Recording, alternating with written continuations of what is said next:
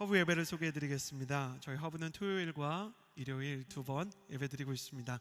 토요 허브는 매주 토요일 저녁 6시에 양지온누리교회 사랑홀 본당에서 예배하고 있고요.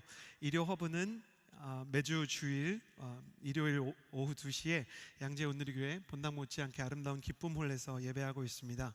카카오톡에서 온누리교회 허브대학부를 검색해 주셔서 구독해 주시면 우리 수련회 신청을 비롯해서 허브의 영적인 컨텐츠들을 여러분 충분히 공급받으실 수 있을 것이고요.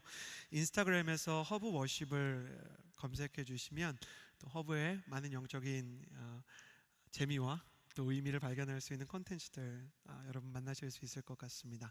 함께 이 영적인 흐름에 동참하셔서 21세기에 주님 원하시는 다윗의 장막을 세우는 귀한 예배자가 되셨으면 좋겠습니다. 가슴에 손을 얹고 스스로를 축복하는 것으로 예배를 시작했으면 좋겠습니다. 저를 따라 스스로를 축복하겠습니다. 따라해 주시겠어요? 하나님은 나를 사랑하십니다. 나는 그 사랑을 신뢰합니다. 이 시간 말씀 앞에 나의 내일을 맡깁니다. 나는 절대로 이전과 같지 않을 것입니다.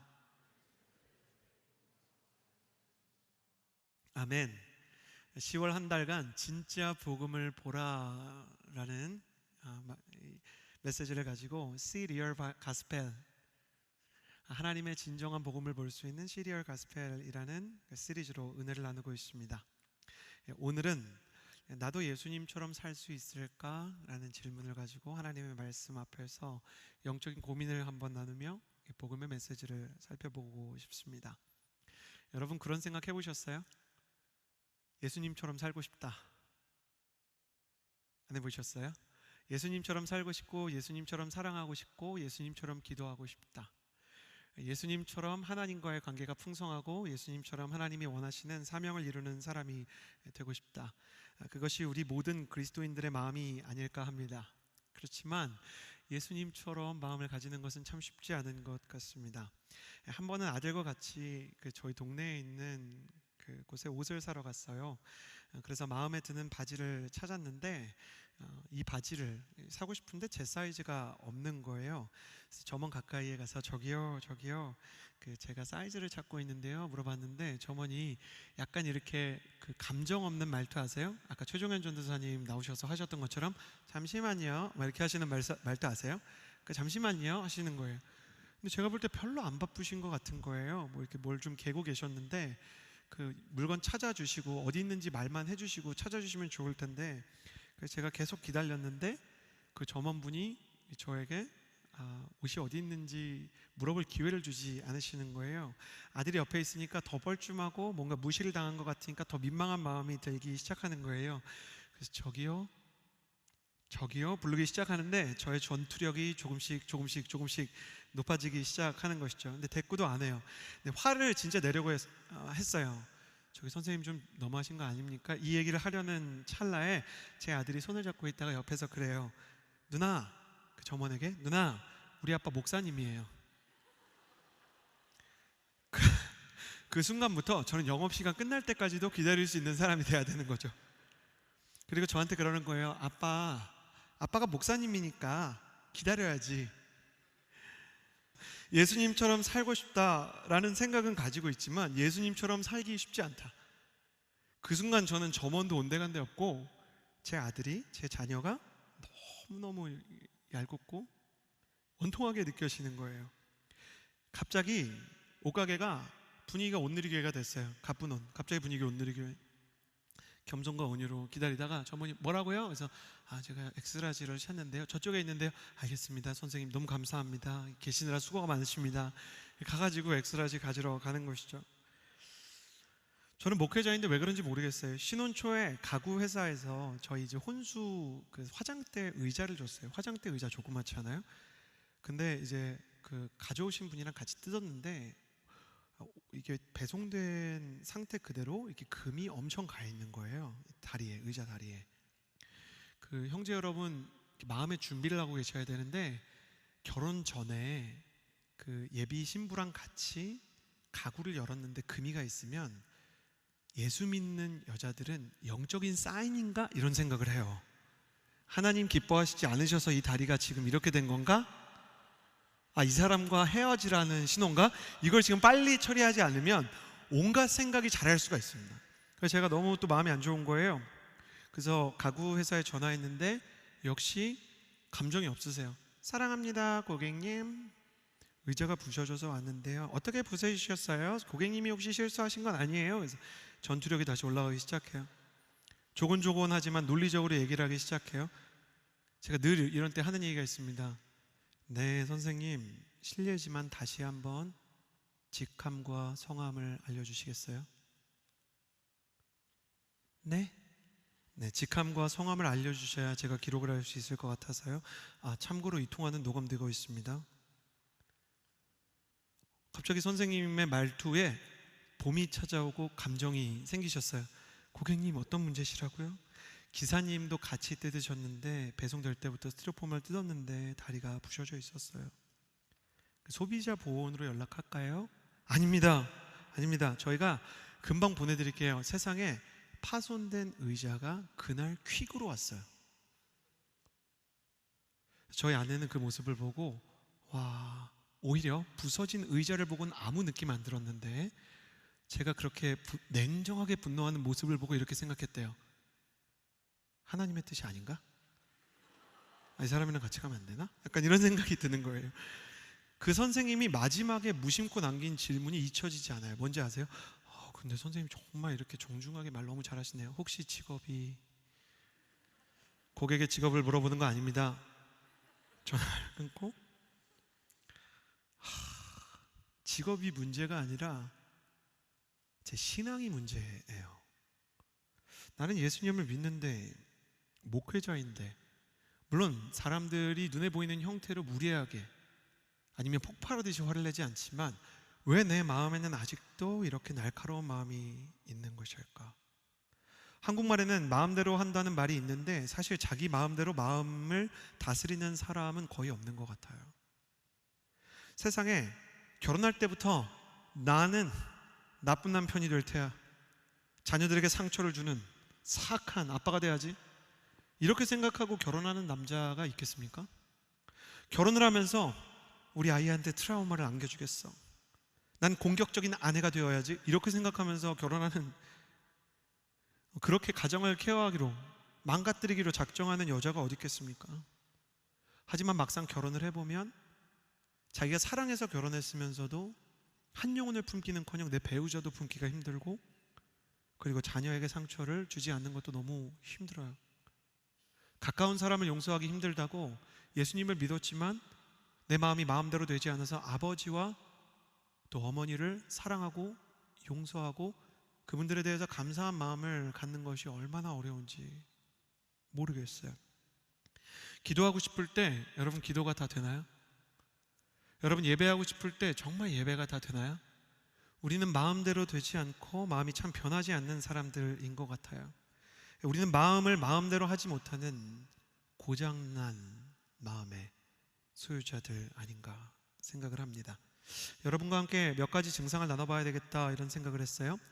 여러분에게도 혹시 이런 마음이 있습니까? 첫 번째 고장난 마음의 증상은 용광로 같은 마음이에요. 우리 안에 잘 참지 못하는 용광로 같은 불꽃이 있는 것이죠. 그래서 예배 열심히 드립니다. 우리 모두 예배하는 자 되어. 저도 항상 이렇게 차에서 항상 틀고 다니거든요. 온전히 영과 진리로. 근데 그때 깜빡이 안 켜고 차 들어옵니다. 우리 예배, 그러니까 주님과 함께 나오는 거죠. 성령으로 운전을 시작했다가 육신으로 운전을 끝내는 날들이 있는 용광로의 마음, 또 고장난 마음, 냉장고와 같은 마음입니다. 다른 사람들의 아픔이나 슬픔을 잘 보지 않으려고 하는 무심한 마음, 잘 맞지 않는 사람들에게 냉정하고 차갑게 대하려는 마음이 있습니다. 또 고장난 마음 세 번째는 공감하실 것 같아요. 나무늘보 같은 마음이 있어요. 늘 쉬고 싶어요. 남들 안 보면 좀 게을러지고 싶은 마음, 나무늘보처럼 뭐든지 천천히 하고 싶어요. 날 그냥 내버려도. 세상에서 멍하니 있는 시간이 제일 좋은 마음이죠. 또 쿠크다스 같은 마음도 있어요. 별것 아닌 일에 마음이 깨져요. 별것 아닌 사람의 말에 마음이 계속 공격을 받아요.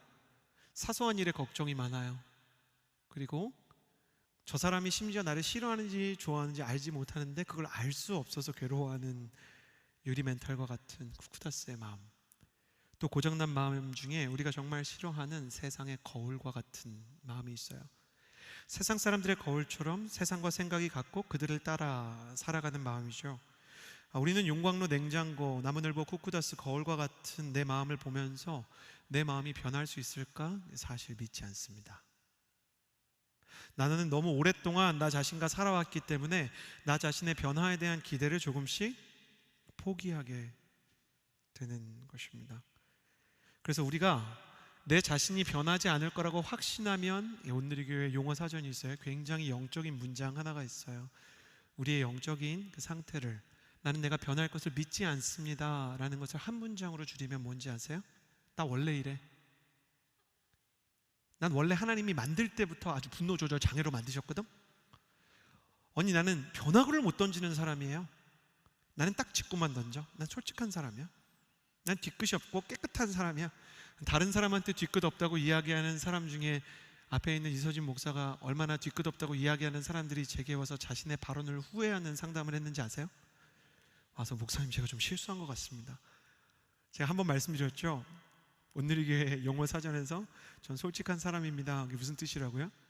저는 의도치 않게 다른 사람에게 상처를 줄 수 있는 가능성이 좀 있는 사람인데 이해해 주세요. 그런 말인 거죠. 나 원래 이래. 말 돌려서 하지 않는 스타일이야. 빠꾸가 없는 스타일이야. 그리고 집에 돌아와서 후회해요. 걱정이 많은 분은 나는 원래 걱정이 많어. 어려서부터 걱정이 많았어. 나는 원래부터 우울했어. 그래서 어렸을 때부터 슬픈 노래를 들으면 마음이 이렇게 막 움직이고 그랬어. 그래서 요즘 기도 제목이 뭐냐고, 제일 염려되는 게 뭐냐고 물어보면 걱정이 많은 게 걱정이에요 라고 얘기하시는 분들, 이게 잘하면 나 원래 이래를 좀 넘어가요. 나 원래 이래 라고 얘기하는 사람들에게 예수 그리스도의 복음을 전하는 사람들이 나타납니다. 그래서 그 사람들이 뭐라고 얘기하냐면, 원래 그렇지 않아요. 사람은 바뀔 수 있어요. 예수 그리스도의 복음 안에서 얼마든지 새로워질 수 있어요. 이렇게 얘기하기 시작하면 이 사람이 바뀌고 싶은 기대와 바뀌지 않을 것 같은 절망 속에서 스스로 계속 갈등을 하게 되는 거예요. 내가 바뀌었으면 좋겠는데, 내 생각에도 내 마음이 변화됐으면 좋겠는데, 마음대로 안 되는 걸 어떡하라고. 그래서 나 원래 이래에서 조금 잘하면 뭐가 되냐면 어쩌라고, 이게 되는 겁니다. 나 원래 이래의 마음이 조금 더 이 2단계의 증상으로 가면 어쩌라고, 어쩔 수 없는 거야, 바꿀 수 없는 거야. 아니, 하나님 널 사랑하죠. 하나님 얘기하면 꼰대 막 이렇게 얘기하는 거죠. 공격하는 거예요. 너 꼭 여기 하나님 불러야 되겠니? 저희 아내가 예전에, 제가 이렇게 저희 아내가 이렇게 정말 서운해할 만한 이야기를 하거나 아니면 제가 부당하게 좀 아내한테 이렇게 화를 내고 그러면 저희 사모님 정말 대단한 분이세요. 찬양을 하기 시작하는 거죠. 우리 모두 싸움의 자리에 하나님 불러오는 사람이 제일 치사하고 비겁한 거 아니겠어요? 하나님 얘기하지 마! 전도사가 내 앞에서 하나님 얘기하지 말라고. 어떤 청년이 진짜 보고 지나갔으면 주로 이제 그 양재원 누리교회 근처에서 강남역으로 가서 많이 싸웠던 걸로 기억하는데, 하나님 얘기하지 마 그러면 제 생각에 아마 사랑의 교회 청년들이 막 기도했을 거예요. 저 형제가 예수님 믿게 해주세요. 막 그렇게. 예수님 얘기를 하면 더 어려운 거예요. 헬리나 오웬은 90년대가 도래하기 전에 이미 어떤 이야기를 했냐면, 다음 세대의 청년들, 2000년대를 넘어가면 이런 일이 생길 거라 그랬어요. 청년들이 우리 얘기하는 거예요. 2000년대 이후의 청년들은 자기 자신에게 부정적인 예언을 하고 그것을 스스로 성취할 것이다. 보세요. 전 염려가 많은 타입이에요. 그리고 염려하는 거예요. 저는 분노 조절 장애가 있어요. 그리고 분노하는 거예요. 그냥 제 마음속에는 통제되지 않는 어려움이 있다니까요. 그리고 그냥 어려움 쪽으로 가는 거예요. 마음이 어려운 걸 어떡하라고요? 그리고 마음이 어려운 걸 선택하는 거예요. 예배하기 싫어요, 기도하기 싫어요 라고 이야기하고, 전 원래 기도가 쉽지 않은 사람이에요 라고 얘기하고, 그리고 스스로 기도하지 않는 것이죠. 근데 하나님은 이런 우리를 보고 뭐라고 얘기하시냐면, 그런즉 누구든지 그리스도 안에 있으면 새로운 피조물이라. 이전 것은 지나갔으니 보라 새 것이 되었도다.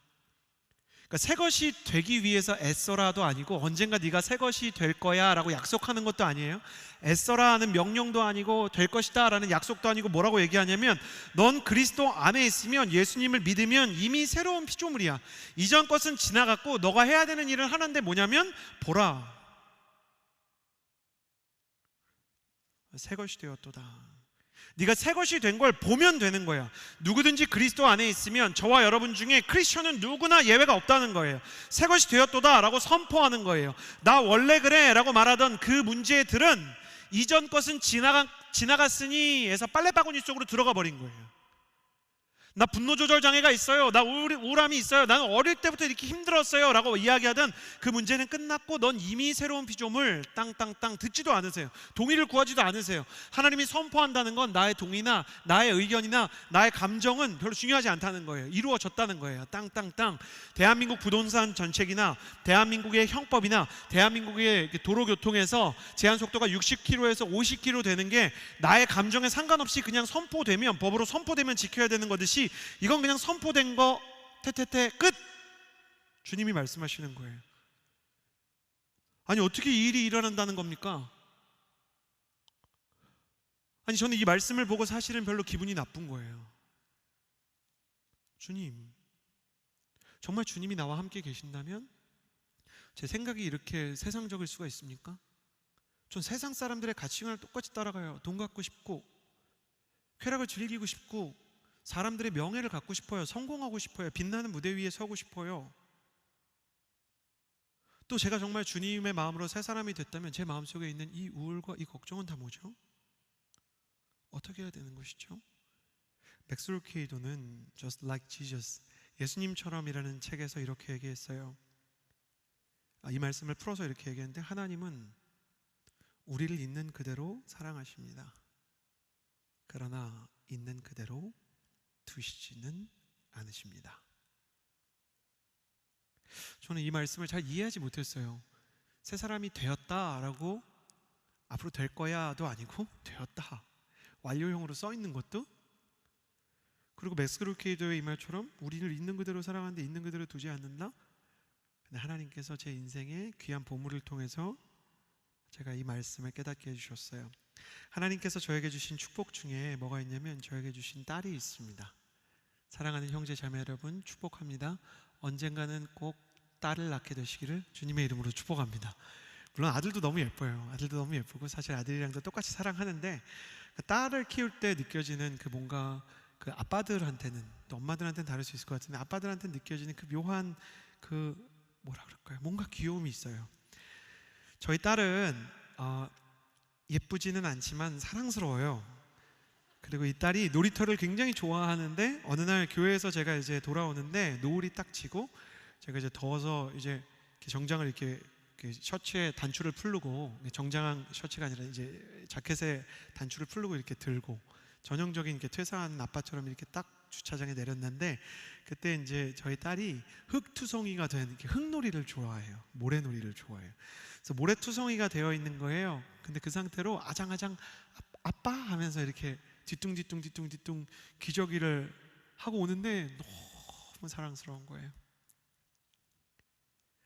자, 아이가 하지만 흙투성이에요. 아주 지저분해요. 막 얼굴에는 심지어 침과 모래가 뒤범벅이 돼 있어요. 그럼 제가 이럴까요? 근데 이 녀석, 아빠 지금 흰색 셔츠 입었잖니. 어제 드라이 클리닝 한 거야. 네가 지금 오면 여기 그게 묻겠지? 또 아빠는 세탁소를 가야 되잖아. 아빠를 왜 수고스럽게 하니? 언제 철들 거야? 아빠는 널 안아줄 수 없어. 누가 이렇게 하겠어요? 그냥 그 아이를 있는 그대로 안아주는 거예요. 자, 이게 있는 그대로 사랑해 주는 거예요. 그러면 있는 그대로 사랑하지만 있는 그대로 두시지 않는다라는 맥스 루케이도의 말은 뭐냐면, 그러면 여러분 있는 그대로 얘를 사랑하니까 침대에도 있는 그대로 그냥 데려가서 얹어요? 얘가 막 모래가 있는데, 심지어 저희 딸은 그런 놀이 좋아했거든요. 모래로 이렇게 송편 만들고 모래로 막 포도 만들고 끄덕끄덕거리는 분들, 어릴 때 이렇게 만들어 보신 분들 같은데, 제일 난감할 때가 여러분 언제냐면 여러분의 인생 가운데도 반드시 그런 날이 와요. 아빠 먹어야 되는지 이걸 말아야 되는, 무슨 말인지 알겠죠? 그러니까 이거 먹어야 될지 말아야 될지 막 이렇게 하는데 얘는 이걸 진짜 먹으려고 한단 말이에요. 그러니까 어떤 현실의 리얼리티와 놀이 사이에 경계가 불분명하기 때문에 이 아이가 먹으려고 그래요. 그럼 제가 그거 진짜 먹게 할까요? 그래, 있는 그대로 아빠 너를 사랑해. 흙 먹어, 더 먹어, 나뭇잎도 먹어, 나무 가지도 먹어. 진정한 오가닉 푸드구나, 먹어. 뭐 제가 이렇게 하겠어요? 아니란 할렐루야. 아니란 말이에요. 제가 욕실로 데려가서 재밌게 해주면서 씻겨주고 저희 딸이 좋아하는 맛있는 음식을 아내와 함께 준비해서 먹이겠죠. 연희가 흙투성이어도 제 딸이에요. 제가 있는 그대로 사랑할 수 있는 것처럼 하나님은 자녀인 우리를 있는 그대로 사랑하세요. 그러나 제가 제 딸을 흙투성이로 내버려 두지 않는 것처럼 하나님도 우리를 있는 그대로 두지 않으시고 더 나은 존재로 만들어 가시는 거예요. 다시 맥스 루케이도는 하나님은 우리를 있는 그대로 사랑하십니다. 그러나 있는 그대로 두시지 않으시고 예수님처럼 우리가 되기를 원하십니다. 얘기하는 거예요. 하나님이 우리에게 주실 수 있는 최고의 선물은 우리가 예수님을 닮아가는 것이에요. 주님은 그 모든 새 사람이 완결되었다라고 말하지 않고 새로운 사람이 되기 시작했다라고 설명하는 것이 더 나은 표현을 고린도후서 5장 17절에 써두셨어요. 분명히 이전 것이 있었지, 어려운 게 있었지, 하지만 그건 끝났고 이젠 새로운 게 시작된 거야. 마치 부산으로 가야 되는데 내비게이션 검색을 잘못해서 강원도로 길을 가던 사람이 다시 내비게이션을 부산으로 검색해서 길을 돌리는 시점부터 부산 가는 길이 되는 것처럼 하나님께서는 예수 그리스도를 믿는 사람들은 이미 자신의 자아와 자신의 고집과 자신의 삶에 통제되지 않는 곳에서 벗어나기로 우리를 만드셨다 이야기하시는 거예요. 하나님이 우리에게 주실 수 있는 그 최고의 선물, 예수님을 닮아가는 것은 어떤 것이냐면 예수님은 자책이나 후회가 없으셨어요. 하나님도 역시 우리가 예수님처럼 죄책감이나 후회나 지나간 날들의 상처에 시달리지 않게 되기를 원하세요. 예수님에게는 나쁜 습관이 없으셨어요. 그러니까 여러분 아멘 하셨으면 좋겠는데 하나님께서는 나에게 나쁜 습관과 중독의 사슬을 반드시 끊어주시기를 원하시는 줄을 믿습니다. 예수님은 죽음도 두려워하지 않으셨죠. 그것처럼 하나님은 죽음도 두려워하지 않으시는 예수님의 담대한 마음을 저와 여러분에게 주시기 원하시는 줄을 믿습니다.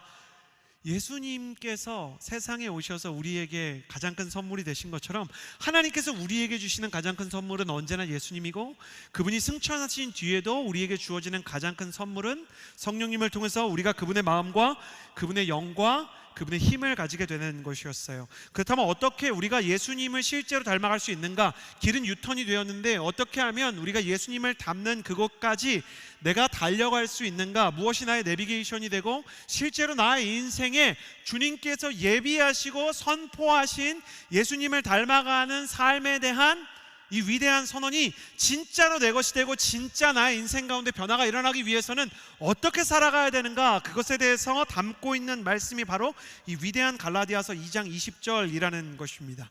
예수님을 닮아가고 싶지만 굳게 잠긴 변화의 문 앞에서, 내가 열 수 없는 상처의 문 앞에서, 내가 열 수 없는 두려움의 문, 내가 함부로 이겨낼 수 없는 중독의 문 앞에 굳게 닫힌 자물쇠 앞에 절망하며 눈물을 흘리며 한숨으로 여러분의 시간을 보내고 있다면 오늘 갈라디아서 2장 20절 말씀을 통해 이미 여러분에게 예비된 예수 그리스도의 승리가, 아니 예수님이 여러분 안에 들어와서 여러분의 인생을 뜯어고치고 예수님의 마음으로, 예수님의 생각으로, 예수님의 꿈으로 살게 되는 일이 여러분에게 일어나게 되기를 주님의 이름으로 축복합니다. 갈라디아서 2장 20절을 통해서 여러분이 그 닫힌 모든 변화의 문에 잠긴 자물쇠를 여는 열쇠를 말씀 안에서 소유하게 되기를 바랍니다. 갈라디아서 2장 20절을 통해 두 가지 열쇠를 나누고자 합니다. 자, 갈라디아서 20장 초반부 함께 읽겠습니다. 시작. 나는 그리스도와 함께 십자가에 못 박혔습니다. 자, 저를 따라 주시겠어요? 나는 그리스도와 함께 십자가에 못 박혔습니다. 변화의 열쇠 첫 번째는, 여러분 저를 따라 주시겠어요? 우리를 변화시키는 열쇠는 십자가입니다. 그래요. 달코달게 들었지만 하나님께서 우리에게 주시는 예수님을 향해 우리의 인생이 변하고 예수님의 마음을 담아갈 수 있는, 죄의 자물쇠를 열 수 있는 열쇠는 우리의 자아를 죽이는 십자가입니다. 예전에 저는 예수님께서 제가 죄를 지어서 제 죄의 대가로만 십자가에 예수님이 못 박히셨다고 생각했어요. 그래서 예수님이 십자가에 이렇게 못 박히실 때 거기 모두 못 박혔다고 생각했냐면 나의 지난날의 죄가 못 박혔다고 생각했어요. 그래서 저는 항상 이렇게 죄를 지으면 뭐라고 기도했냐면 주님, 제가 또 죄졌어요. 저의 이 거짓말을, 저의 교만함을, 저의 분노를 십자가에 못 박아주세요. 이게 전 죄를 얘기했어요. 근데 사도 바울은 뭐라고 얘기하냐면 예수님께서 바울의 죄를 십자가에 못 박으신 게 아니라 바울을 십자가에 못 박았다라고 말하고 있어요. 왜 그런가? 우리 밖으로 나오는 분노나 미움이나 우리가 되게 중독되어 있으면서도 너무 싫어하는 음란이나 우리가 원치 않는 교만이나 우리가 좋아하지 않는데도 자꾸 선택하는 거짓이라든지 나태함이라든지 이런 것들은 죄의 본체가 아닌 거예요. 성경은 이러한 것들에 대해서 뭐라고 얘기하냐면 이건 죄의 열매야 이렇게 얘기해요. 그러니까 여러분 가을에 사과 다 따도요 그대로 두면 다음 가을에 또 사과 맺히는 것처럼 그 죄를 하나하나 이렇게 싸운다고 해서 그 죄가 다 사라지는 게 아닌 거예요. 질병도 마찬가지 아니겠어요? 기침을 하고 그리고 두통이 있고 오한이 오면 사람이 감기가 들렸든지 코로나 검사를 하든지 나의 증상을 통해서 나의 실제 본체인 병으로 가야 되잖아요. 사람들은 죄라는 고통이라는 문제를 해결하고 싶어는 하지만 그 고통의 원인이 뭔지를 찾으려고 하지 않아요. 제가 한 번은 머리가 너무 아픈 거예요. 근데 제가 알았어요. 제 이빨이 썩었다는 것을. 하지만 저는 치과에 가기를 별로 좋아하지 않는 사람이었어요. 저처럼 어리석은 일을 해본 분이 계신지 모르겠어요. 3시간에 한 번씩 타이레놀을 먹으면서 버텼어요.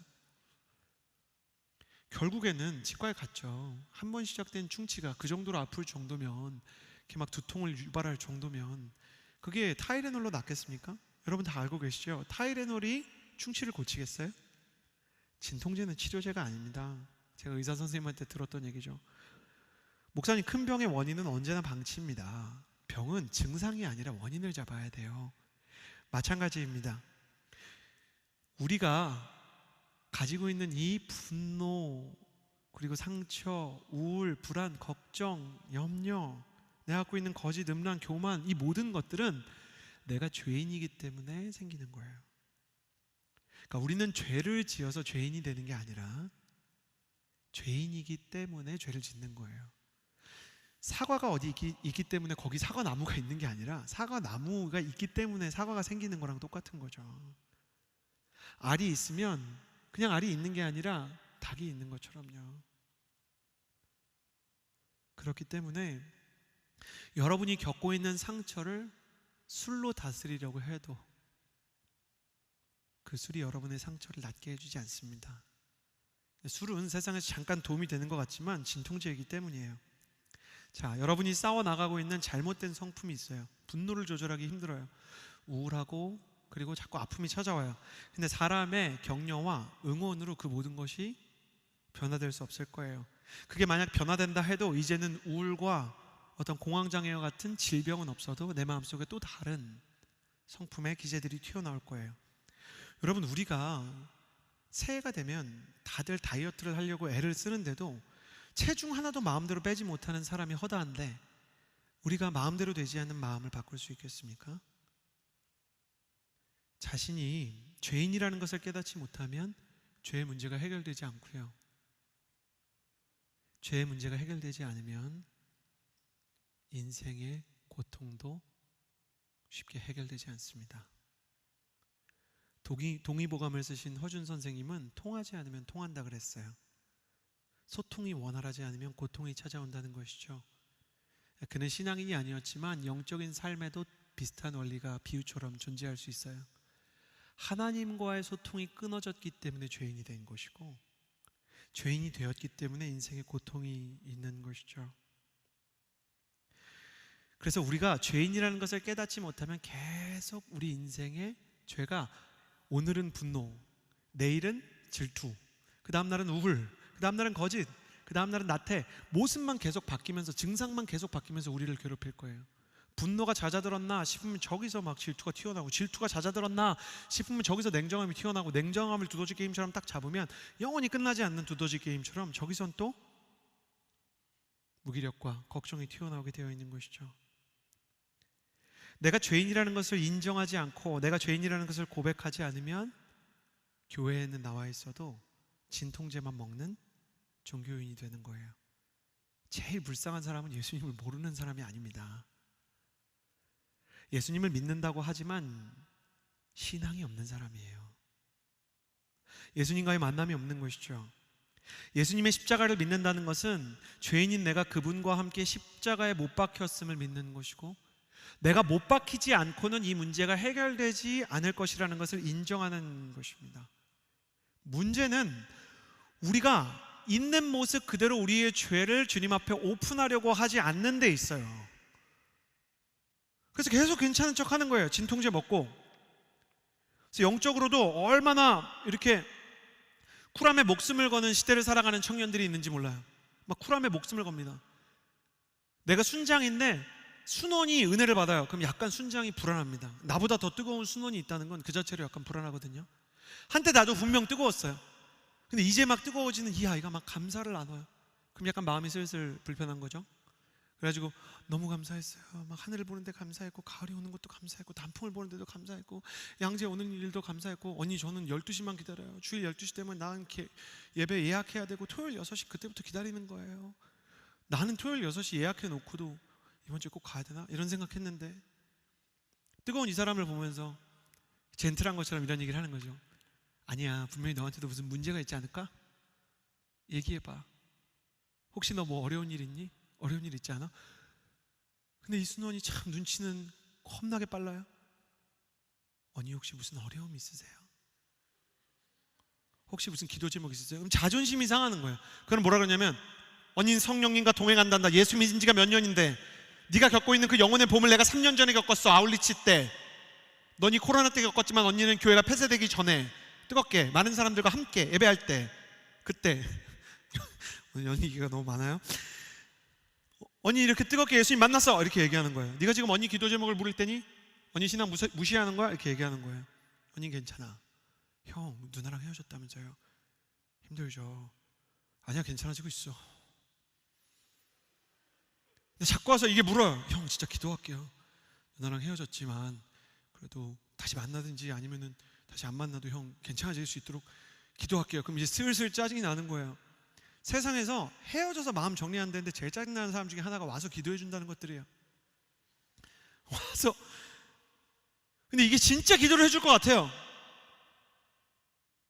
너 지금 형 물먹이니?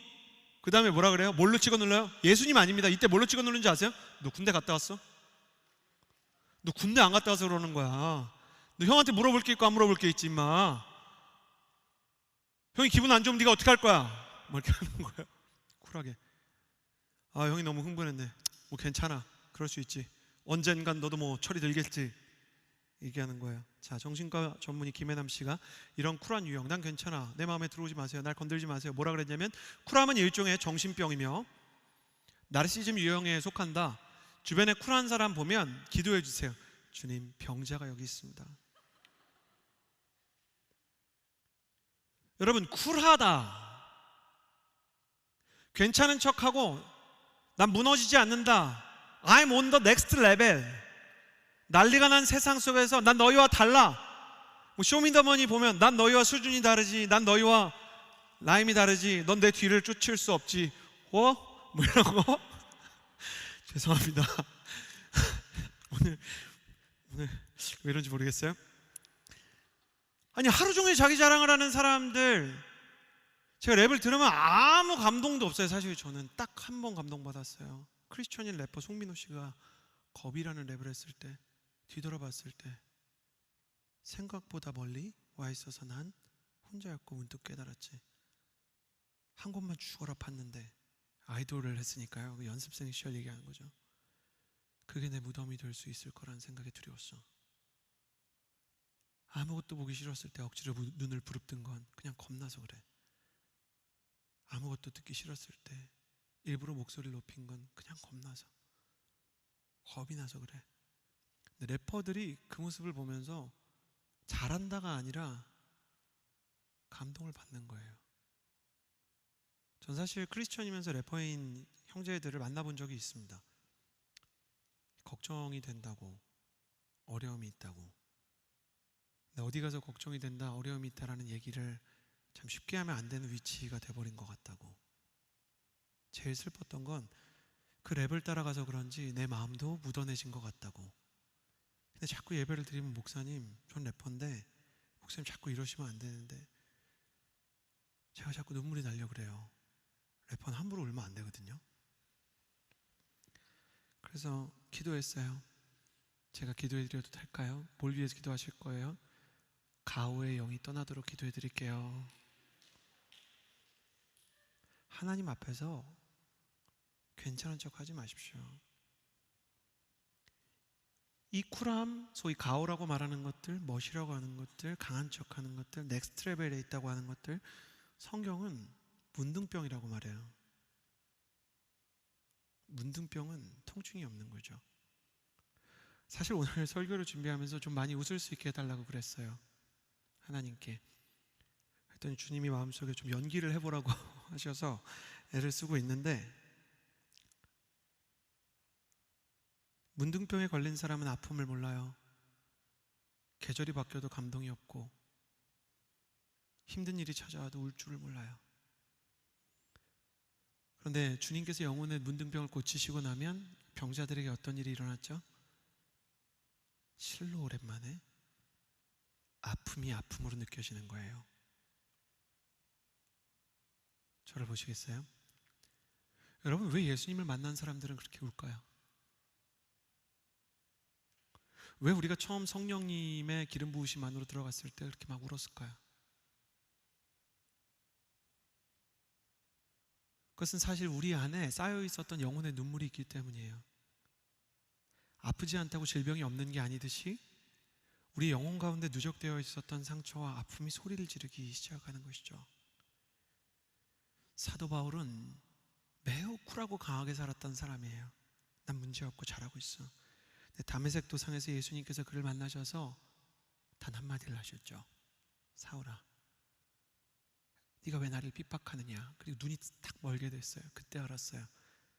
사실 바울도 마음속으로는 알고 있었을 거예요. 난 율법이라는 종교로 안도감을 느낄 뿐 진짜 하나님을 만난 적도 없고 진짜 하나님 앞에서 성령의 충만이나 진짜 은혜를 경험해 본 적도 없다는 거. 오히려 눈이 감겼을 때 그는 하나님의 은혜를 다시 찾게 되었어요. 주님, 나는 눈먼 사람, 곧 영적인 문둥병자입니다. 저는 상상해봐요. 사도 바울이 비록 보는 눈은 잃었을지언정 우는 눈은 잃지 않았을 거예요. 그는 정말로 많이 울었을 거예요. 실패자의 눈물은 그토록 아름다운 것입니다. 바울은 그래서 자신의 지난날의 모든 죄와 상처를 주님 앞에 있는 그대로 가져갔을 때 있는 그대로 날 사랑하시는 주님이 통째로 나를 십자가에 못 박아주셨다 얘기하는 거예요. 여러분, 내 고집과 내 열심으로 넥스트 레벨로 갈 수 없어요. 내 계획과 내 능력으로 내 마음을 다스릴 수도 없고 내 인생을 움직일 수도 없어요. 쿨한 척은 할 수 있지만 진짜 강한 사람이 된 건 아니에요. 내가 괜찮은 척은 하지만 진짜 괜찮은 것도 아니에요. 그러나 내가 죄인이라는 것을 인정하면, 내가 하나님 앞에서 정말 죄인이라는 것을 인정하기 시작하면 하나님은 그때 내게 다가오세요. 반대로 내가 죄인이라는 것을 온전히 인정하지 않으면 바울처럼 반드시 영적인 실패를 만나게 될 거예요. 그렇지만 영적인 실패를 통해서라도 여러분의 분칠한 화장이 가득한 진통제로 다스려 놓았던 여러분의 영적인 문둥병 같았던 통증이 다시 살아날 수 있다면 그 영적인 통증과 실패가 꼭 나쁜 것이겠습니까? 암 환자에게 가장 나쁜 것은 그 암이 걸린 장기가 침묵하는 것이라 합니다. 증상이 밖으로 보이지 않는 간이나 췌장과 같은 경우 암이 너무 늦은 때에 발견되는 것이 허다합니다. 그래서 이 침묵의 암을 사람들은 최악의 질병이라고 부릅니다. 하나님은 선하셔서 때로는 남자친구 여자친구와의 이별과 입시의 실패와 내 인생의 실패와 아픔을 통해 우리를 부르십니다. 거기서 우리가 만나게 되는 것은 단순히 입시의 실패나 아니면 내 마음대로 되지 않는 연애의 실패 따위가 아닙니다. 마음대로 다스려지지 않는 내 마음과 입시의 실패 때문에 세상과 내 인생이 다 끝난 게 아닌 줄을 알면서도 이겨내지 못하는 나의 이 연약함에 대한 영적인 눈물이 흐르기 시작하는 것입니다. 우리의 한계를 그 실패 속에서 인정할 수 있다면, 내 힘, 내 고집, 내 자아가 죽을 수 있다면 통증과 실패조차 헛되지 않은 것입니다. 오히려 문제는 내가 십자가에 못 박히지 않아도 되는 수준이다라고 생각하는 종교인들입니다. 정말 괜찮습니까? 신앙의 모든 문제는 본질로 돌아가면 진리가 열립니다. 여러분, 예수님과 연결되어 있습니까?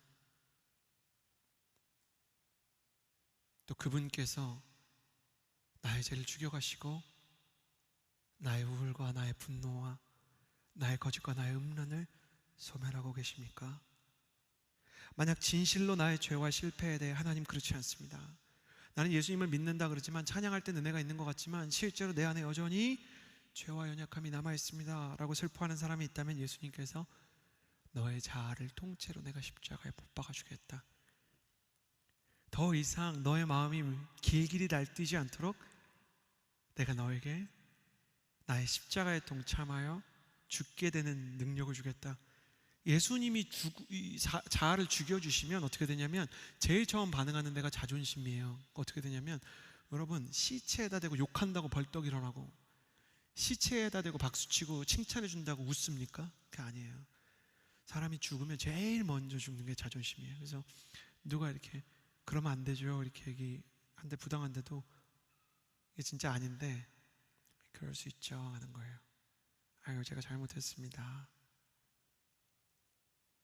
누가 나를 칭찬해도 마음이 붕 뜨지 않고 누가 나를 비난해도 마음이 가라앉지 않는, 예수님께서 진정한 세상에 줄 수 없는 평안을 주는 약속을 십자가 안에서 주신다는 것입니다.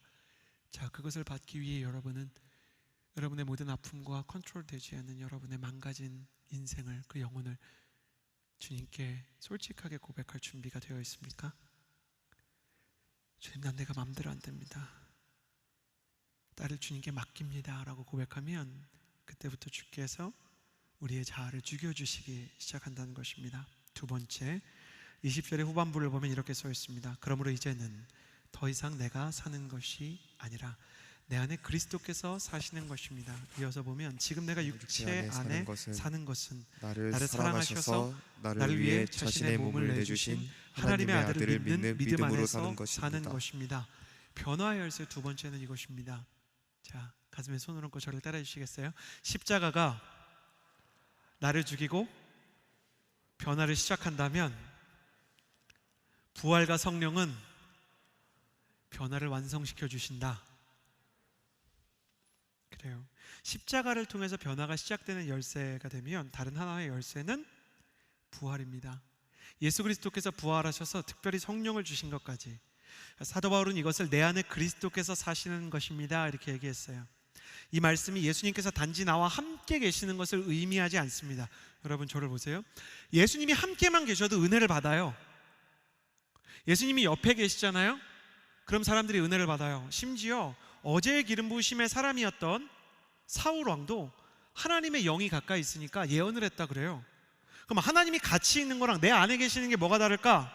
자, 유기성 목사님의 나는 죽고 예수로 사는 사람을 제가 그대로 인용하겠습니다. 너무 잘 설명하셨어요. 성경을 보면 예수님이 그 자리에 함께 계셨는데도 아무런 역사가 일어나지 않았던 경우가 몇 군데 나옵니다. 그 중에 하나가 가나의 혼인잔치입니다. 예수님이 가나의 혼인잔치에 초대를 받아 가셨습니다. 그런데 잔치집에 포도주가 떨어졌습니다. 그 자리에 예수님이 계셨는데도 중요한 잔치 음식이 떨어져서 혼주치기 난감해하는 상황이 벌어진 것입니다. 그렇죠? 목사님의 말처럼 예수님은 계셨는데 아무 일이 안 일어나고 포도주는 떨어져 있어요. 계속 읽겠습니다. 우리의 삶도 마찬가지입니다. 우리 안에 예수 그리스도를 모셨으니 늘 승리와 풍성한 축복으로 가득하리라 기대하건만 우리는 이런 난감한 사태나 결핍의 상황이 삶의 한가운데 벌어지는 것을 수없이 경험합니다. 변하지 않는 거예요. 아무 일도 일어나지 않는 거예요. 어째서 이런 일이 생기는 걸까요? 다시 가나의 혼인의 잔치집을 생각해 봅시다. 예수님은 잔치집에 초청을 받아 가셨지만 그곳에서 아무 일도 하실 수가 없었습니다. 왜 그럴까요? 왜 예수님이 가나의 혼인잔치를 찾아갔는데 포도주가 떨어진 잔치집의 난감한 상황을 보면서도 아무것도 하실 수 없었을까요? 유 목사님의 글을 계속 볼게요. 그 이유는 예수님이 그저 손님이셨기 때문입니다. 그저 초대받아서 자리에 앉아 내오는 음식을 대접받으며 계셔야 했던 것이죠. 그때 예수님의 어머니 마리아가 예수님께 포도주가 떨어졌다라고 말했습니다. 그러자 예수님께서 손님으로 계셨기에 이렇게 말하는 것입니다. 여자여, 그것이 나와 무슨 상관이 있습니까?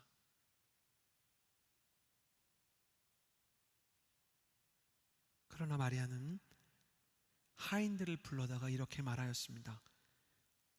예수님을 가리키며 이분이 시키시는 대로 무엇이든지 하라. 그리고 그들이 예수님이 명하신 대로 항아리에 물을 떠다 날랐더니 물이 포도주가 되는 기적이 그제야 일어난 것입니다. 계속 읽을게요. 바로 이것입니다. 우리가 예수님을 영접했어도 예수님을 단지 손님으로만 모셨다면 가나의 혼인잔치집에서처럼 우리 삶에 포도주가 떨어지는 일이 일어날 수가 있습니다. 그러나 예수님께서 손님이 아니라 주인이 되셔서 명령하실 수 있는 위치가 되시고 우리가 그 일에 순종하기 시작할 때 문제가 해결되기 시작합니다. 우리 삶에 예수님의 역사가 나타나지 않고 예수님을 경험할 수 없는 이유는 예수님이 함께 계시고 예수님을 모시고 살면서도 예수님을 손님 자리에 앉혀둔 채 내 마음대로 내 고집대로 멋대로 하기 때문입니다. 예수님 믿는데 아까 뭐라 그랬어요? 나 원래 이래. 사실 성경은 이렇게 얘기해요. 아니야, 네가 뭘 알아? 내가 너를 지었어. 내가 너를 창조하였고 이 백성이 뭐라 그랬어요? 내가 나를 창조하게 하기 위해서 만들었다. 여러분, 이 말씀이 얼마나 무서운 말인지 아세요?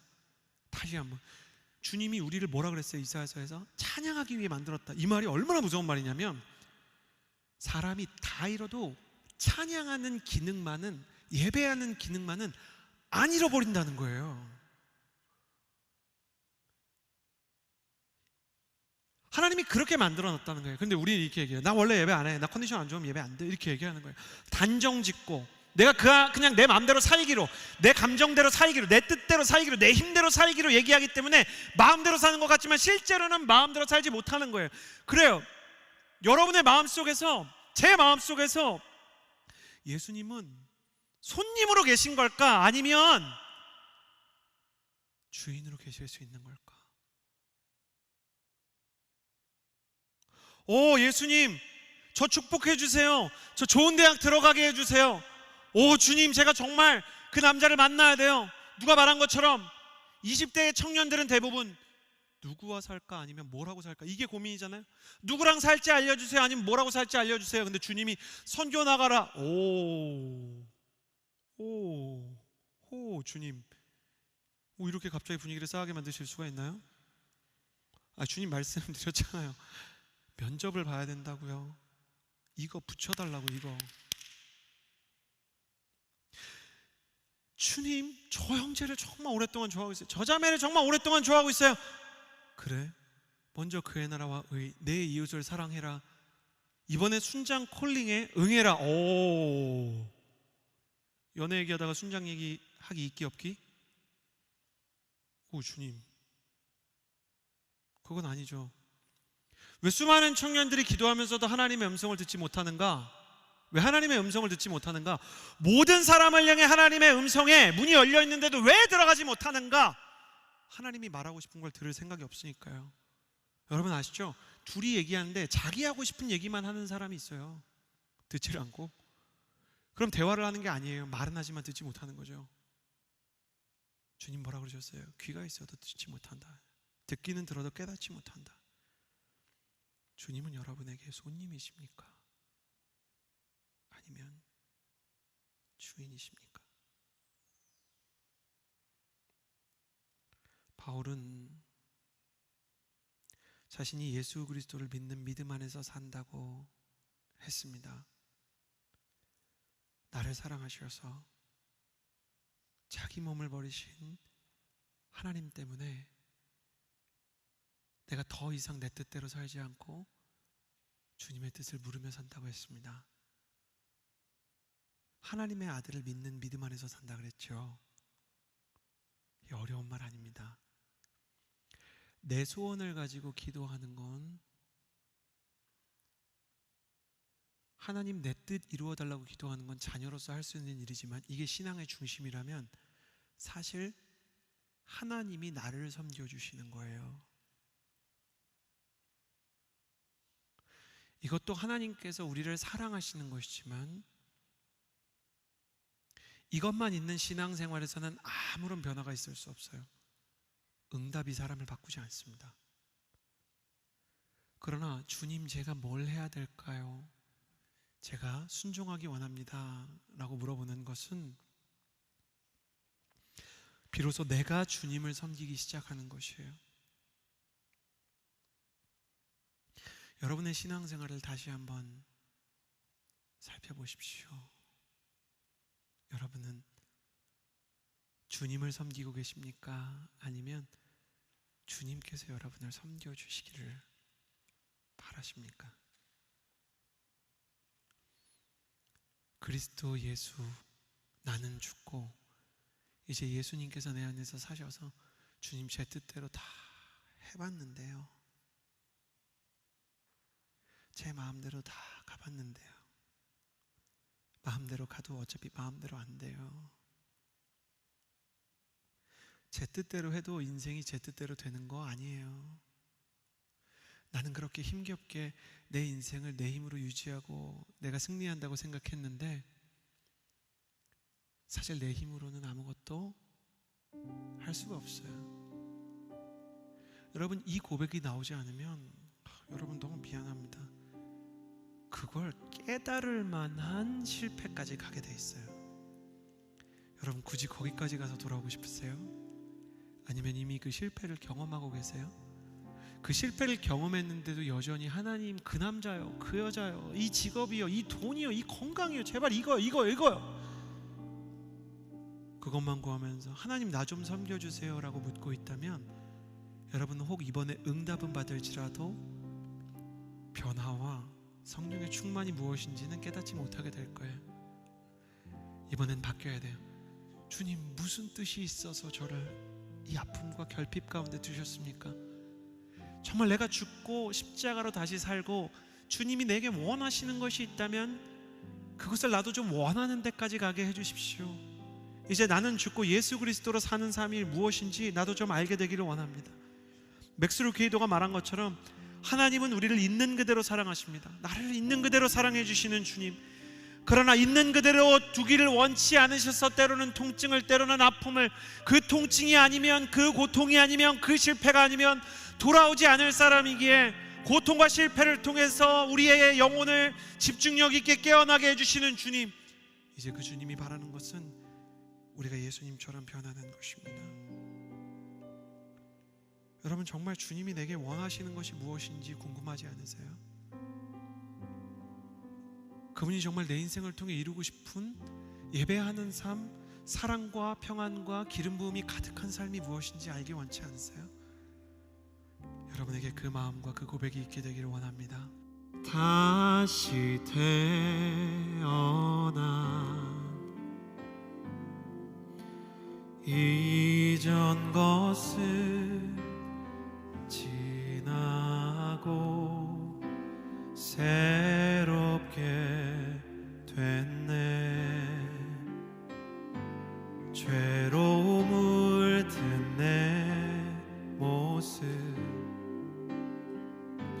예수와 함께 죽고 부활 생명 내 안에 새로운 삶이 열렸네.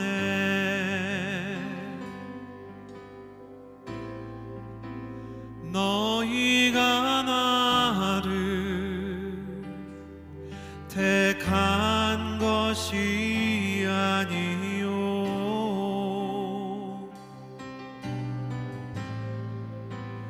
내가 너희를 택하여 세웠나니 오직 내 안에 오직 내 속에 그리스도가 사네. 오직 내 삶에 오직 내 맘에 그가 주인 되셨네.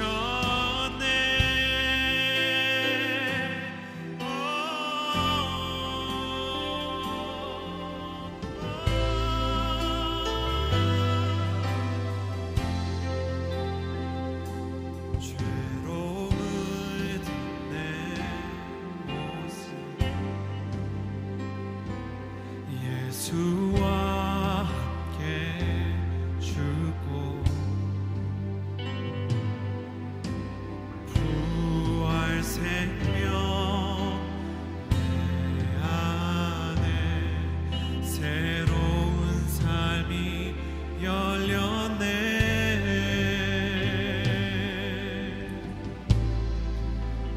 너희가 나를 택한 것이 아니요 내가 너희를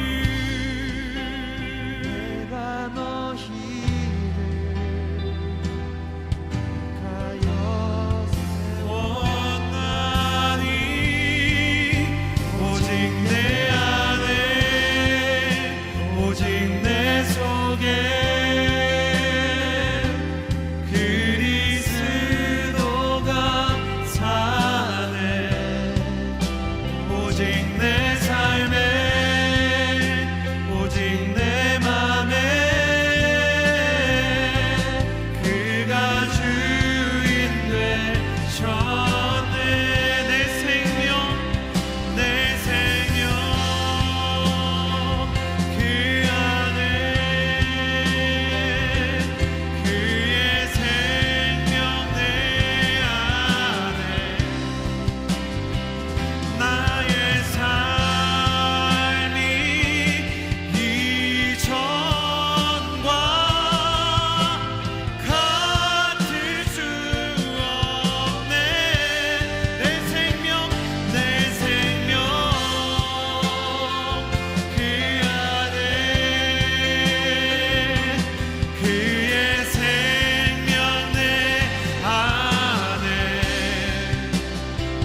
나의 삶이 이전과 같을 수 없네. 오직 내 안에 오직 내 속에 두 손을 하늘로 향하여 들고 그리스도가 사네. 주님을 초청합니다. 주님 내가 손을 들고 주님을 초청하오니 내 마음 가운데 찾아오셔서 주님께서 나의 주인이 되어 주옵소서. 오직 내 안에 오직 내 삶에 오직 내 안에 오직 내 속에 그리스도가 사네. 오직 내 삶에 오직 내 맘에 그가 주인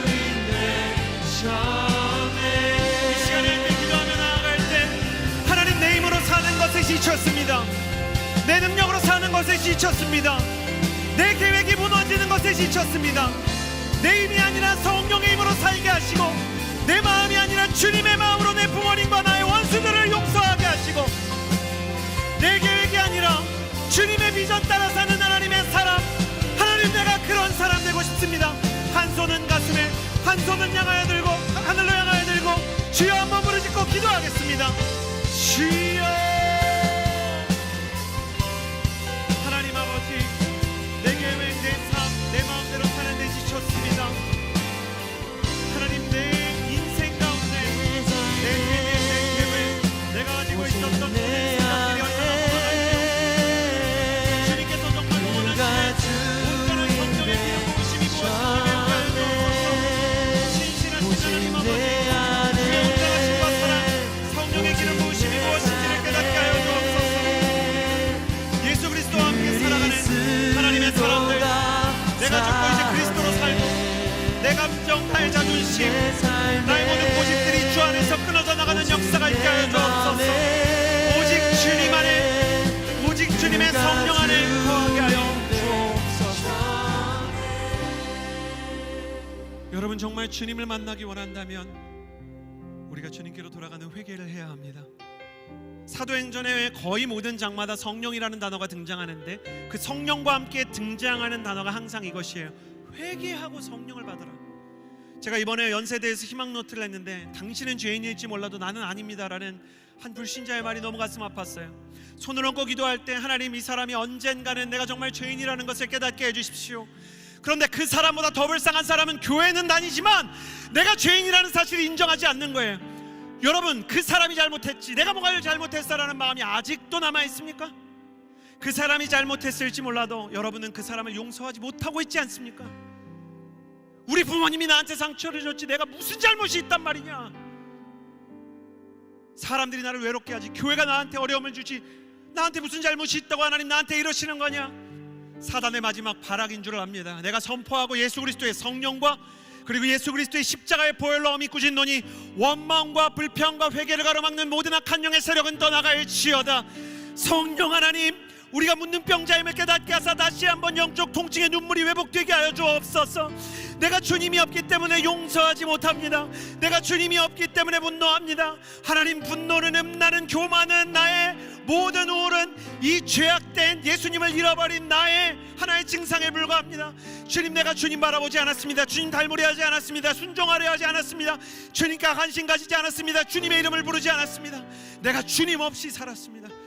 이제 우리가 회개해야 되는 것은 내가 주님께로 돌아가겠습니다. 하나님, 내가 돌아가기를 원합니다. 하나님, 내가 정말 주님과의 뜨거웠던 그 시간으로, 그 예배로, 그 다윗의 장막으로 돌아가기 원합니다.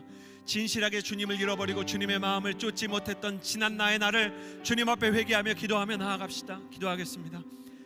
하나님 앞에 통증을 얘기할 때 주님께서는 치료를 시작하시고, 하나님 앞에 고통을 이야기할 때 주님은 자유를 시작하시고, 하나님 앞에 실패를 말할 때 하나님께서는 오히려 역전을 준비하십니다. 하나님, 어둠 속에 빛이 되시고 죄인들 가운데 구주가 되시는 하나님, 병든 자의 친구가 되시고 우는 자를 고쳐주시는 하나님 아버지, 영적인 눈물이 무엇인지를 다시 되찾게 하여 주옵소서. 다시 하나님 앞에서 우는 법과 다시 하나님 앞에서 기도하는 법을 배우게 하여 주옵소서. 예수님이 없기 때문에, 그분을 바라보지 못했기 때문에 하나님 나아가지 못했던 지난날의 모든 복음 없이 살았던 나의 삶이 주 안에서 무너지고 다시 주님이 필요하다는 것을, 오직 예수님으로 살 수 있다는 것을 다시 한번 부르짖게 하여 주옵소서. 아버지,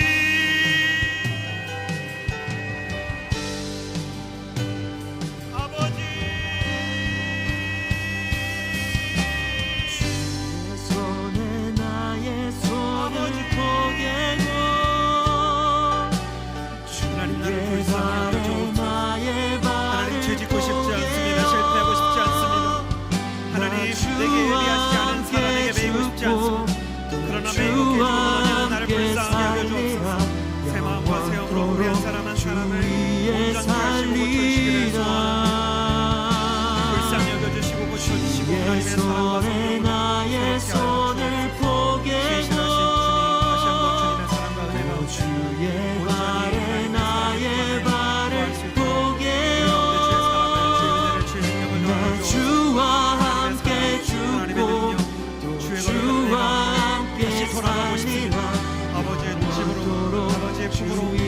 주의 새로운 예배를 회복할 수 있게 되기를 원합니다.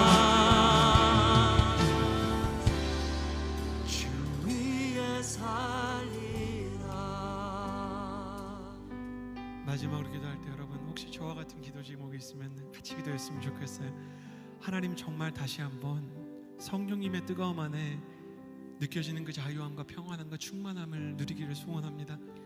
죄가 나를 이길 수 없었던, 사탄이 나를 추격할 수 없었던, 하나님을 너무 사랑했기 때문에 죄를 지으면 언제고 주님 품으로 달려와 눈물을 흘리며 주님 나를 살려달라고 말하면 주께서 부어주시는 그 신선하고 새로운 은혜 가운데 나를 가두셨던 주님, 다시 한번 주의 임재를 구하오니 나의 예배를 다시 온전히 새롭게 하여 주옵소서.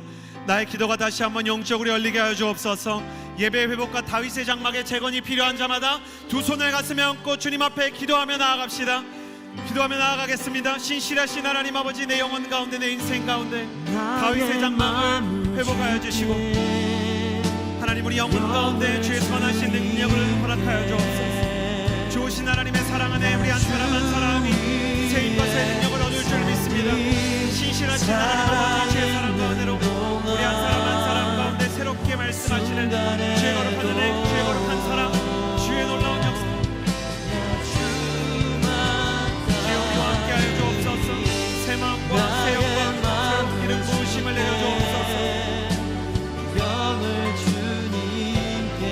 신실하신 주님, 다시 한번 뜨거운 예배와 하나님 온전한 다윗의 장막의 재건을 향해 내 영혼이 하나님 온전히 영적으로 열리는 역사가 있어요. 순간에도